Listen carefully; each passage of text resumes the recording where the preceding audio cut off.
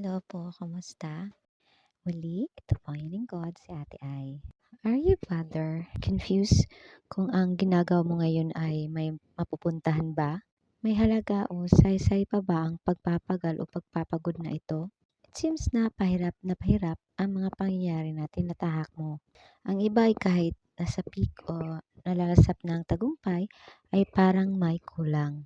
Ikaw ba ang tipong tao na pag nahihirapan ay tinatawag agad ang tulong ng Panginoon at kapag okay ng lahat ay hindi na halos makapagpasalamat? Baka naman ay may hinihingi ang Panginoon sa iyo.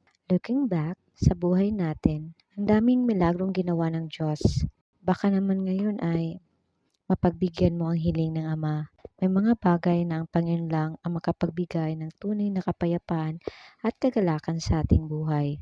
Ang dami ng sinagwat ng mga hiling natin at minsan nga ay hindi man natin hiniling ay binigyan niya dahil iyon ang kailangan natin.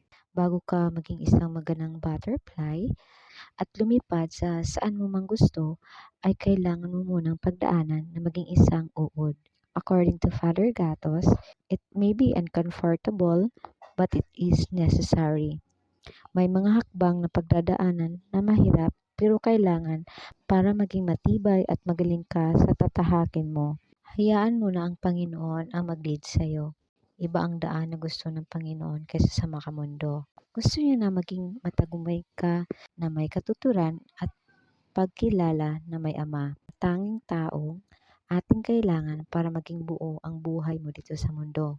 Ang dami na nating pinagdaanan sa buhay at ngayon ay hayaan naman natin na ang mga gawa para sa Panginoon ang unahin natin. Hindi man madali pero hindi ka natatakot dahil may gabay ka at sandalan sa bawat hamon. Hindi ka niya itataas at iwan lang basta. He didn't build you to just be nobody, but for you to become the person that you deserve.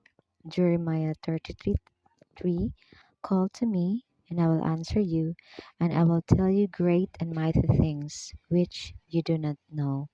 And for that, may God be praised. Amen. God bless po.